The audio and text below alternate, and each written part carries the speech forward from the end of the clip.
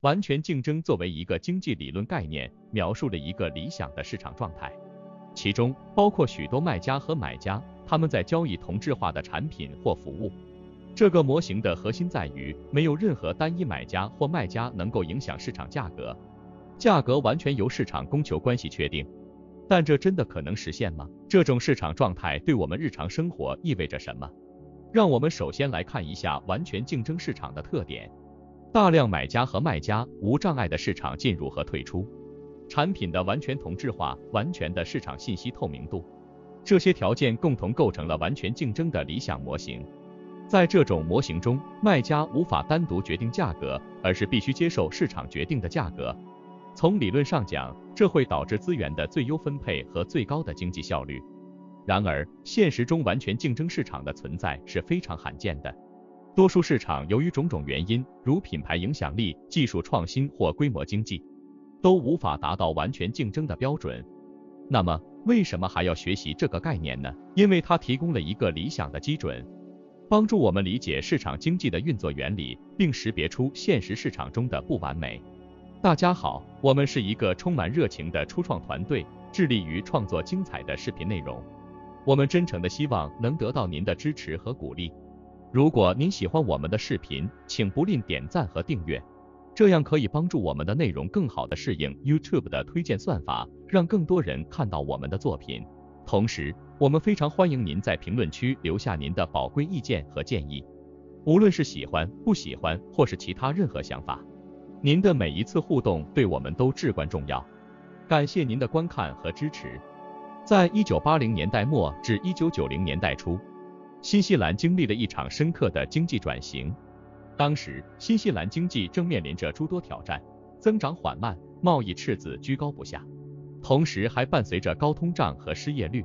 为了应对这些问题，新西兰政府决定采取一系列激进的市场自由化和结构调整政策，试图通过引入完全竞争的市场机制来重振经济。首先，政府大幅减少了对各种行业的管制。例如，在农业领域，新西兰取消了大多数农产品的出口补贴和价格支持，使农民必须直面国际市场的竞争压力。这一措施迫使农业部门提高效率，适应市场需求，而不是依赖政府的保护。其次，新西兰政府实施了金融市场的自由化，这包括放宽对外汇的控制和利率的自由化，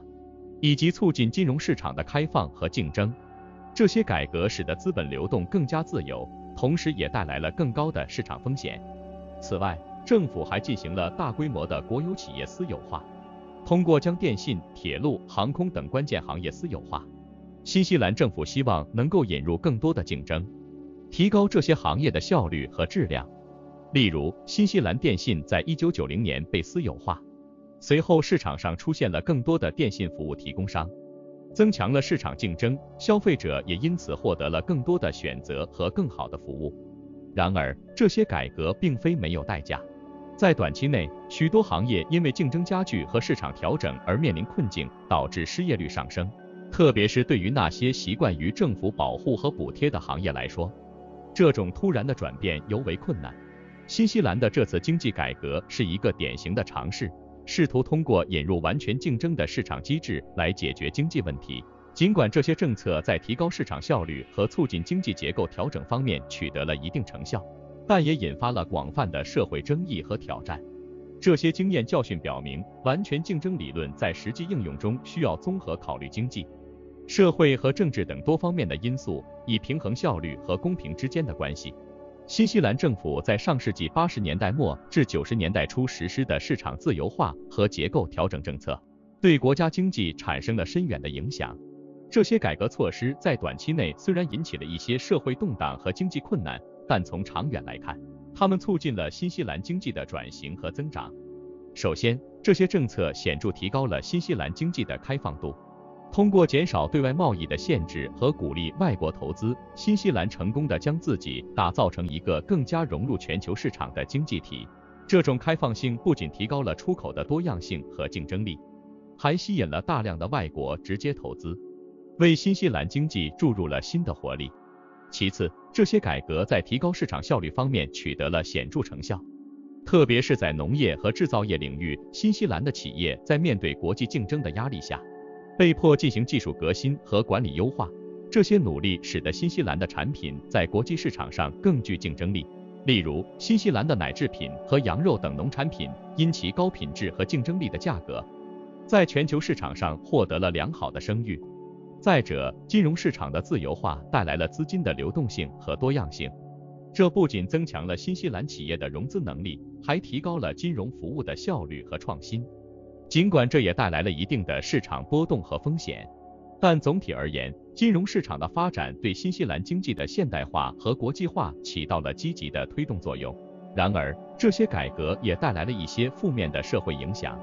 例如，国有企业的私有化和市场的自由化导致了一些行业的重组和裁员，这在短期内增加了失业率和社会不平等。此外，市场的自由化也使得一些服务和商品的价格上涨，影响了部分消费者的生活成本。综上所述，新西兰的这一系列市场自由化政策，虽然在促进经济增长和提高市场效率方面取得了一定的成效，但也带来了社会不平等和经济不稳定等问题。这些经验教训表明，在实施完全竞争理论时，需要考虑到政策的多方面影响，包括经济效益和社会成本，并寻求在效率与公平之间找到恰当的平衡点。这也为其他国家提供了在推行类似政策时的参考和借鉴。亲爱的朋友们，非常感谢你们一直以来的支持和鼓励。我们在 YouTube 社区发起了一个投票，希望听听你们的声音。这是一个展现我们共同价值观的绝佳机会，请来表达你的看法，让我们一起探讨和分享。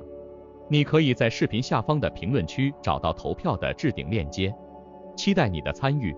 新西兰的市场自由化和完全竞争政策不仅对本国产生了深远的影响，也在国际上产生了重要的影响波及效应。新西兰的经验被世界各国所关注，成为了市场改革和经济自由化的一个典型案例研究。首先，新西兰的改革经验对其他国家的经济政策制定产生了启示。新西兰的成功案例展示了市场自由化和结构调整对于提高国家经济效率和增长潜力的重要性。例如，一些发展中国家在进行市场改革时借鉴了新西兰的经验，尤其是在农业和金融领域的改革。他们逐步减少政府对市场的干预，推动更多的市场导向的政策，以期达到经济增长和效率提升。其次，新西兰的经验也为全球经济一体化和自由贸易提供了有力证据。新西兰通过减少贸易壁垒，与多个国家和地区签订自由贸易协定，这不仅提高了本国的出口竞争力，也为全球贸易体系的发展做出了贡献。这种开放的贸易政策促进了国际间的经济合作和交流，为全球经济一体化趋势提供了支持。此外，新西兰的改革还引发了全球关于市场自由化和社会公平之间平衡的深入讨论。新西兰的经验表明，虽然市场自由化可以提高经济效率，但同时也可能带来社会不平等和资源分配不均的问题。这促使全球各国在推行市场改革的同时，更加关注社会保障和福利政策，力求在经济增长和社会公平之间找到合理的平衡点。最后，新西兰的案例还启示了全球对于小国经济模式的重估。作为一个小型开放经济体，新西兰展示了如何通过市场改革和国际合作，在全球经济中找到自己的定位和优势。这对其他小国和发展中国家提供了重要的参考，说明即便是小国也能通过合理的政策和战略，在全球经济中发挥重要作用。总之，新西兰的市场自由化和完全竞争政策不仅深刻地改变了本国的经济结构和社会面貌，也对全球经济改革和发展产生了广泛的影响。